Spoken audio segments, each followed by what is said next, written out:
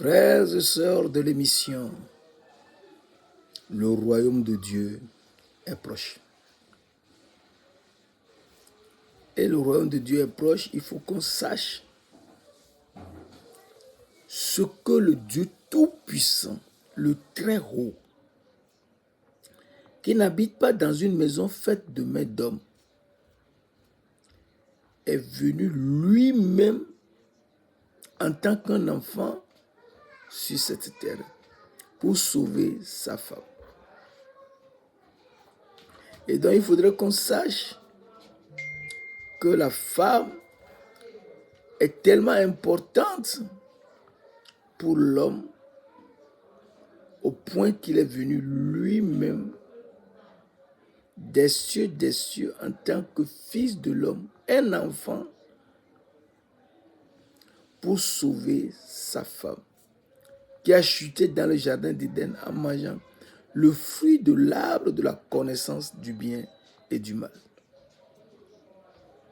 Alors qu'elle devait manger le fruit de l'arbre de la vie au milieu du jardin, jusqu'au milieu du jardin. Et le Seigneur Dieu de gloire, le Tout-Puissant, est descendu du ciel pour nous montrer ce qu'il faut faire sur cette terre afin de pouvoir aller dans les cieux. Et il est venu en tant que fils de l'homme pour nous sauver. Alors, la parole de Dieu nous dit dans Jean 3, versets 13 à 15, un verset très important que nous ne devons pas oublier. Personne n'est monté au ciel, si ce n'est celui qui est descendu du ciel, le Fils de l'homme qui est dans le ciel. Donc, il y a un homme dans le ciel et son Fils est venu sur la terre. Verset 14. Et comme Moïse éleva le serpent dans le désert, il faut de même que le Fils de l'homme soit élevé afin que quiconque croit en lui ait la vie éternelle. Donc, le Fils de l'homme est l'homme qui est dans le ciel. Et il sera élevé, c'est-à-dire il sera crucifié, afin que quiconque croit en ce Fils de l'homme qui a été crucifié sur la croix, ait la vie éternelle. Et donc, nous devons faire très attention pour savoir que pour avoir la vie éternelle, il faut croire en celui qui a été crucifié pour nous. Et celui qui a été crucifié, le Fils de l'homme, il est venu sur cette terre avec la grâce et la vérité. Et aujourd'hui, nous voulons tout simplement faire une petite étude sur la grâce et la vérité et savoir que ce qu'il veut nous dire par la grâce et ensuite la vérité. Alors, Jésus nous montre sur cette terre que pour aller dans les cieux, c'est par lui-même qu'il faut passer. Alors, il a donné le cas des anges. Il nous a montré dans Genèse 28, verset 12, 13, Genèse 28, verset 12, 13, il nous montre quelque chose de très important là. Le cas de Jacob. Jacob qui ne s'était pas entendu avec son grand frère, Saül, et Esaü, et qui est parti.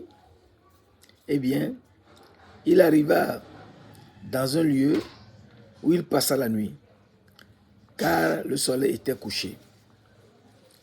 Il y prit une pierre dont il fit son chevet et il se coucha dans ce lieu-là. verset 12. Il eut un songe et voici une échelle était appuyée sur la terre. Son sommet touchait au ciel. L'échelle est appuyée sur la terre. Son sommet touchait au ciel.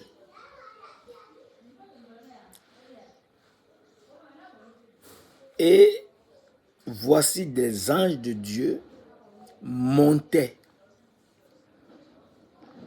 et descendaient par cette échelle.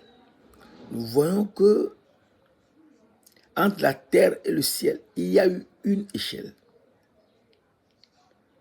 Et les anges de Dieu montaient par cette échelle pour aller dans les cieux. Et donc, si nous avons l'exemple des anges, nous devons comprendre ce que le Seigneur veut nous dire par monter dans les cieux jusqu'à lui par l'échelle. Et, verset 13, voici l'Éternel se tenait au-dessus de l'échelle. Au-dessus de l'échelle.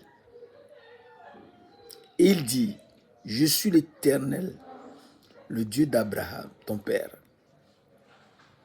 le Dieu d'Isaac. La terre sur laquelle tu es couché, je la donnerai à toi et à ta postérité. Nous comprenons très bien qu'ici, les anges montaient par cette échelle. Donc, l'échelle est le chemin pour aller jusqu'à Dieu dans les cieux, l'Éternel. Ça, c'est l'Ancien Testament. On nous parle de l'Éternel. Alors, dans Jean 1, verset 51, l'Écriture nous explique très clairement ce qu'elle entend par l'échelle pour aller dans les cieux. Alors, dans Jean 1, verset 51,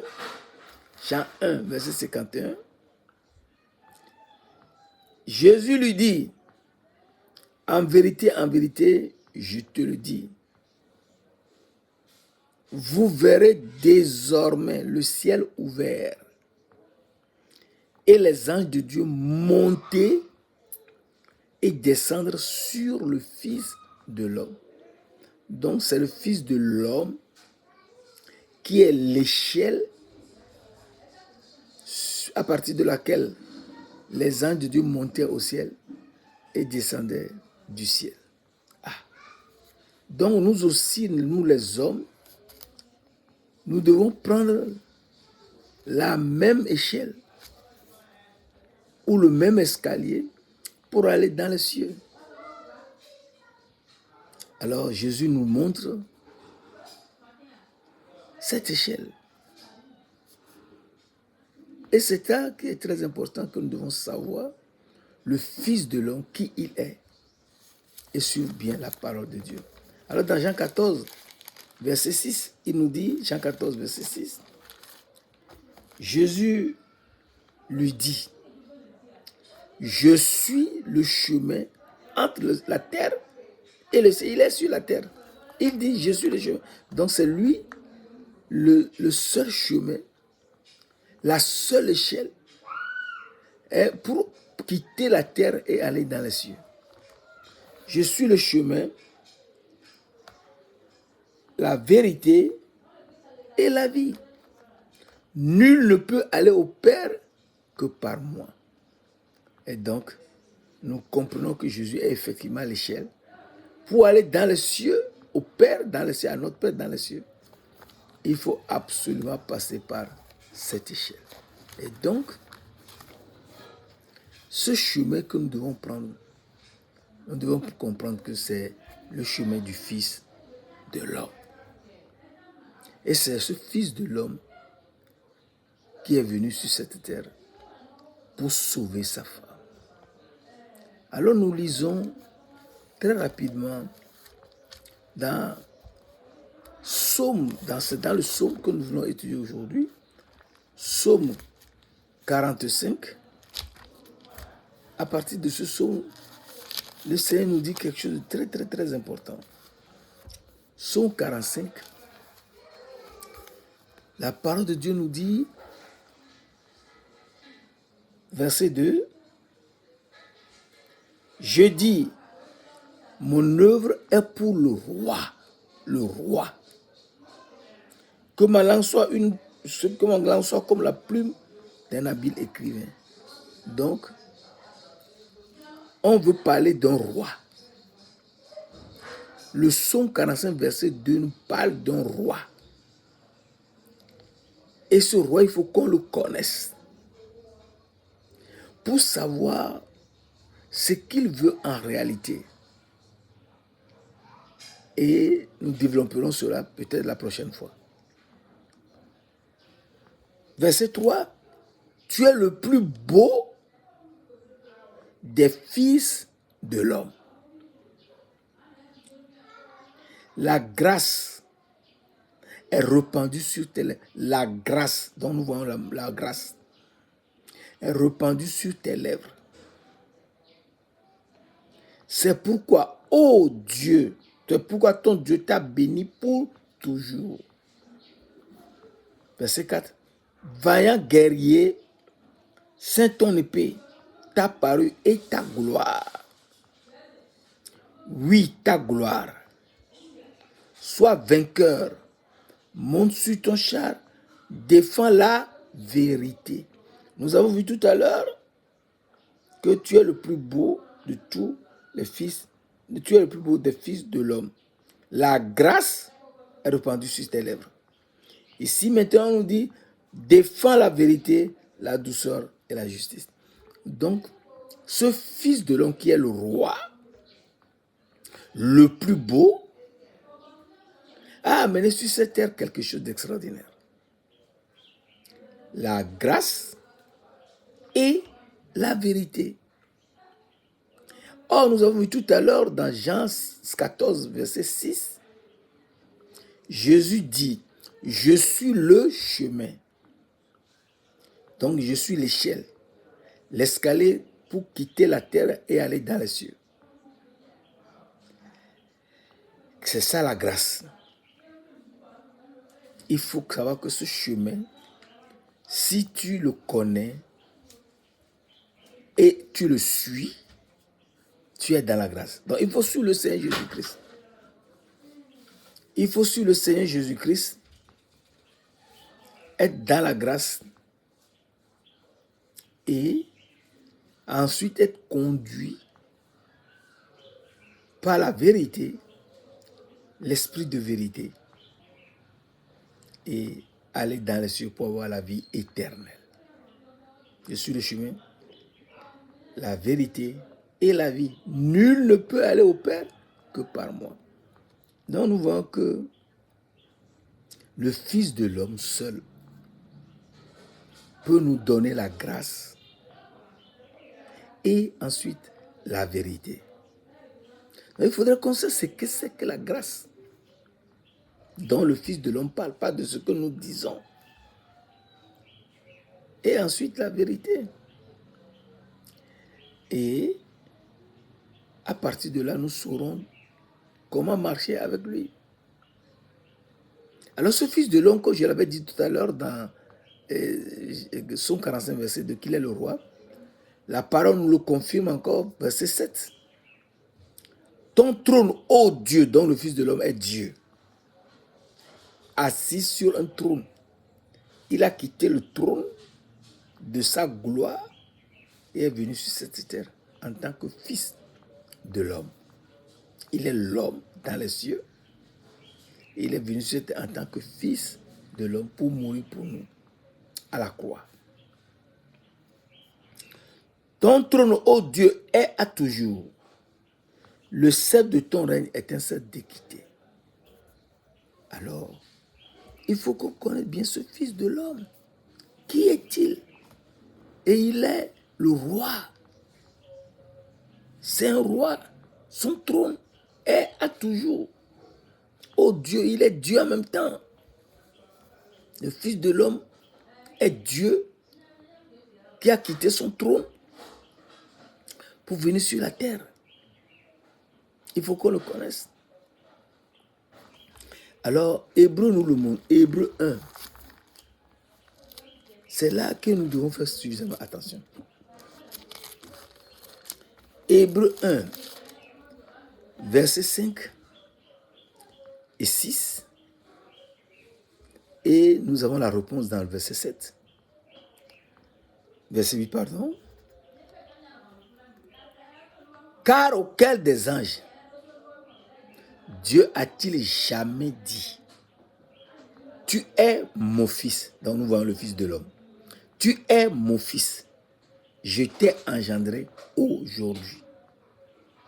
Et encore, je serai pour lui un père et il sera pour moi un fils. Verset 6. Et lorsqu'il introduit de nouveau dans le monde le premier-né, ce fils est le premier-né de toute la création. Il dit que tous les anges l'adorent. Verset 8. Mais il dit au fils, ton trône, ô Dieu, est éternel. Le sceptre de ton règne est un sceptre d'équité. Donc nous voyons que le Fils de l'homme que nous avons lu tout à l'heure dans Psaume 45 est le roi sur son trône et il est Dieu, roi sur son trône et ce trône est éternel. Qui est ce roi éternel?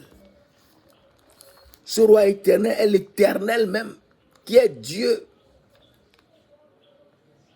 Jérémie 10, verset 10 nous dit, l'Éternel est Dieu en vérité. C'est un roi, un Dieu est vivant et un roi éternel.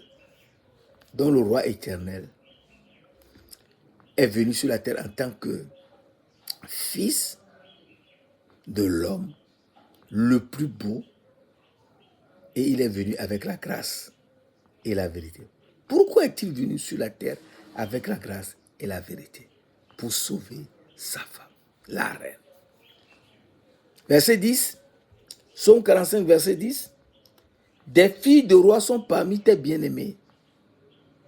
La reine est à ta droite, parée d'or d'Ophir. L'or d'Ophir. Alors que l'or d'Ophir ne va pas dans les cieux. C'est l'or pur des cieux même qu'il faut avoir. Donc la femme n'a pas l'or pur des cieux. Elle n'a que l'or d'Ophir. Elle ne peut jamais aller dans les cieux. Et, verset 12, le roi pose ses désirs sur ta beauté. Le roi porte ses désirs sur ta beauté. Donc nous comprenons très bien que le roi, le plus beau, qui a la beauté parfaite, porte ses désirs sur la beauté de la reine qui est parée d'or d'Ophir. Or, la reine doit être parée d'or pur. Donc, sa beauté, elle a une beauté qui n'est pas encore parfaite. Il faudrait qu'elle ait la beauté parfaite pour pouvoir être l'épouse, la reine du Fils de l'homme qui est le roi, qui a la beauté parfaite. Et donc, la reine doit tout faire pour avoir la beauté. Elle n'arrive pas. Et elle a mangé le fruit de l'arbre de la connaissance du bien et du mal. Et elle a chuté. Et nous verrons la prochaine fois comment le Fils de l'homme est venu avec la grâce et la vérité pour transformer la reine en beauté parfaite, ayant la sagesse et la gloire du Fils de l'homme. Amen.